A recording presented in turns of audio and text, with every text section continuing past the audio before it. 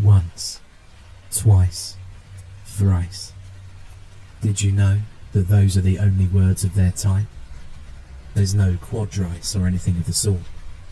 After thrice, there's nothing. I find it odd that our language doesn't have a word like this for every number. But even odder is that we even bothered to invent thrice at all. It's not a commonly spoken word. Not outside of Whitechford anyway. A broken clock is right thrice a day. A spin on a classic saying, yet one with its meaning opaque to outsiders. I invite you to learn of the saying's origin as I walk you through the events that transpired last summer, in a place I can never bring myself to go back to. The clock tower stood tall in the British village of Whitechford, visible from any street. Not exactly a huge feat when your village only has 6 streets, but it still stood proudly at the centre.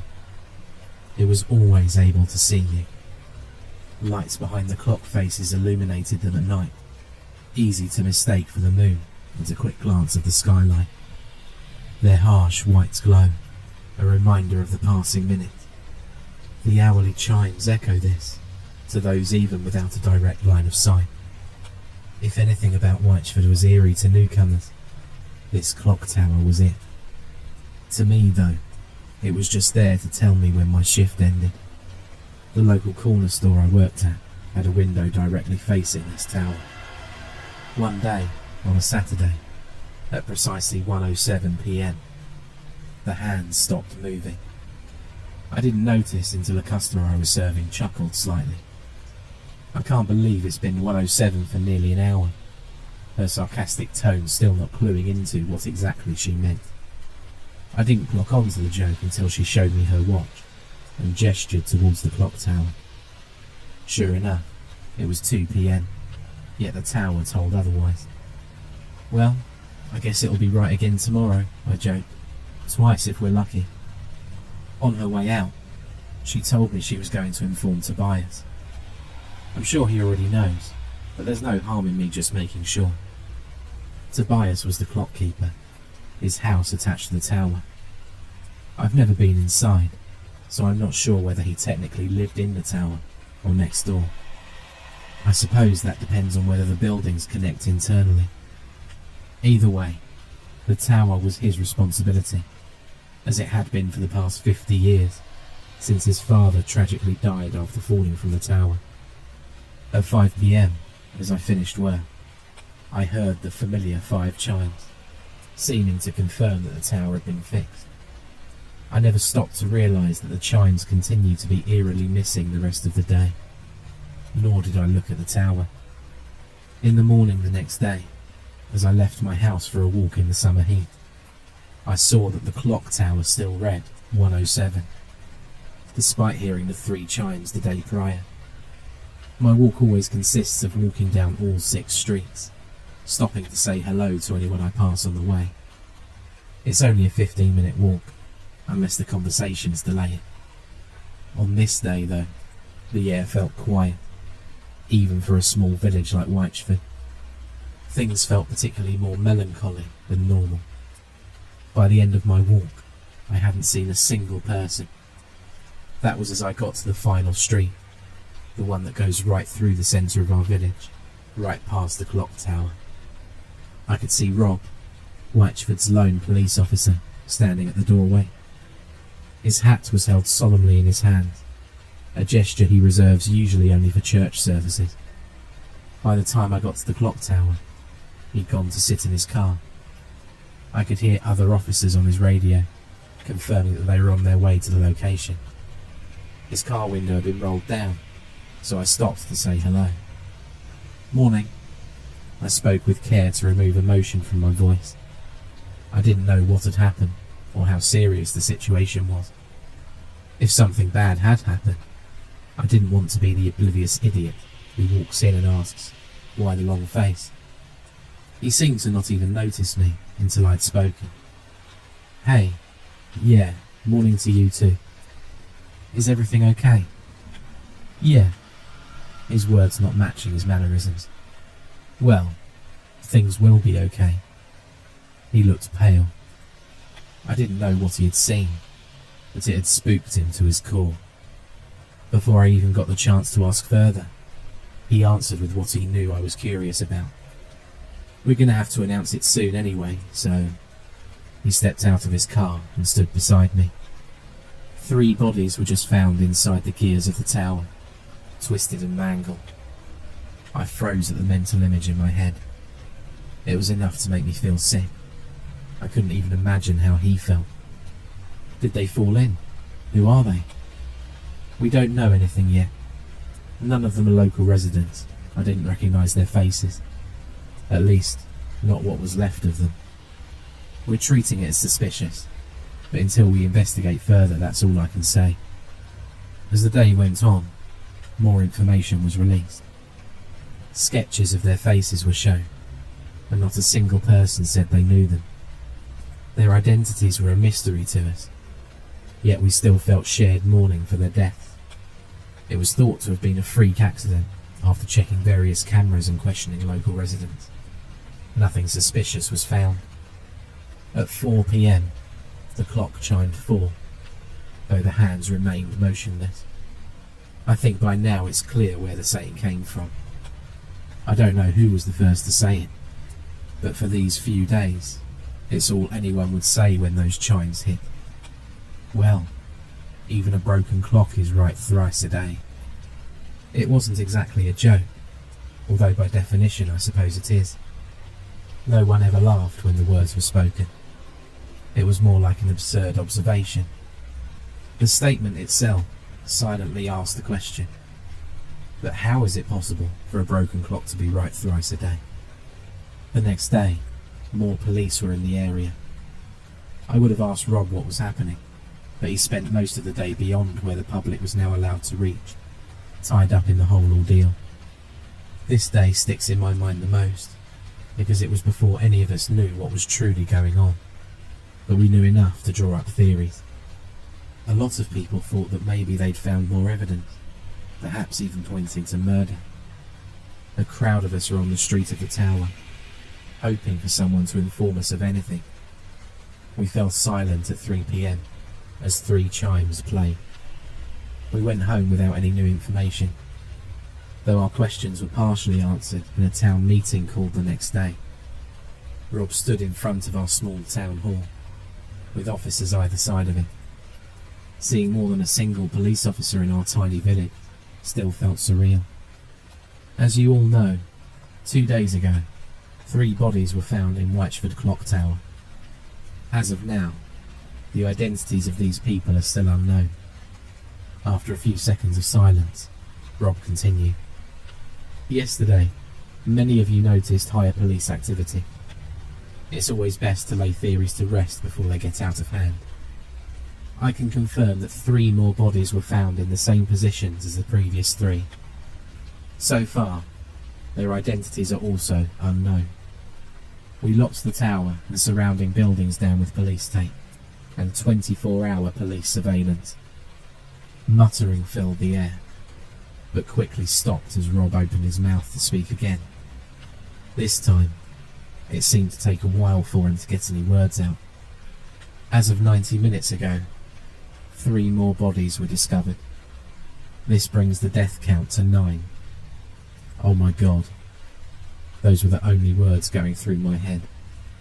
We're treating this as a serial murder investigation. Given how small our village is, we've been permitted to prevent anyone from leaving or entering. If any exception is needed, please talk to myself or another officer, and we'll see what we can do. Thank you. As he walked away and back towards the clock tower, an uproar of questions were being yelled at him. They didn't continue for long, as 2 chimes echoed through the streets. It was 2 p.m. Rumours started, of course. We're only human, and it's human nature to speculate. One person thought it was a psychological experiment. There's no bodies, that's why they won't show them. I can handle seeing a bit of gore. They'd show us if it was real.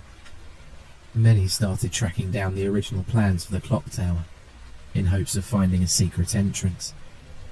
How else would those final 3 bodies have snuck past the ongoing investigation? Some would whisper of ghosts, as spirits come to haunt our town, to taunt us, showing us what would happen to us if we don't do its bidding. They were quickly laughed off, but perhaps only out of denial. Everyone had noticed the pattern, of course, as I'm sure you have too. The chimes. They started as 5, then 4, then 3, then 2. Were they counting down? It was the second day of this village-wide lockdown, July 6th. I'd decided to head down to the clock tower at 12:55. At least, as close to it as I could get. But as it turns out, I wasn't the only one with this mindset. The whole village was there.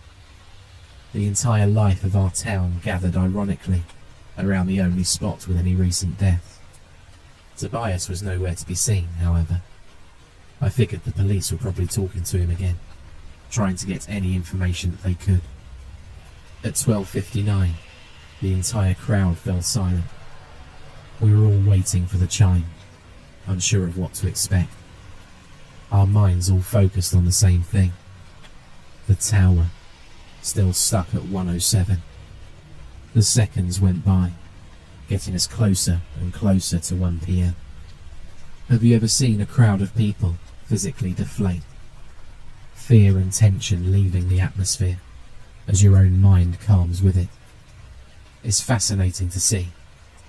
And it's exactly what I saw at 1 p.m. when no chimes were heard. Not a single one. It didn't chime once, nor twice, nor thrice. Only a few minutes went by, and people were already leaving the crowd when Rob stepped out of the tower. He whistled loudly to get everyone's attention. We were all dreading for him to inform us that 3 more bodies had been found. Instead, we learned that only 1 had turned up. Somehow, this was so much worse than 3, because this one wasn't a stranger. It was Tobias. No more bodies ever showed up after that. A few weeks went by. The lockdown was lifted, and no further evidence was ever found. The clock was eventually repaired, albeit now with no clock keeper. Our atmosphere was the final death. It had become so bleak. It seemed to be over, but the memories would forever be with us, the fear imprinted in our minds. I was at work one day, staring at the now working clock, when a customer walks in and hands me a wallet. This was on the floor outside. I'm not sure whose it is, so I thought I'd hand it in here. I didn't have the time to speak before they left. I opened it up, and my heart sank slightly to see Tobias's face staring right back at me in a picture. I almost didn't notice the note tucked into where the money should be. Looking back, I don't know why I didn't consider this private information, or immediately hand it to the police. Perhaps I was just too curious.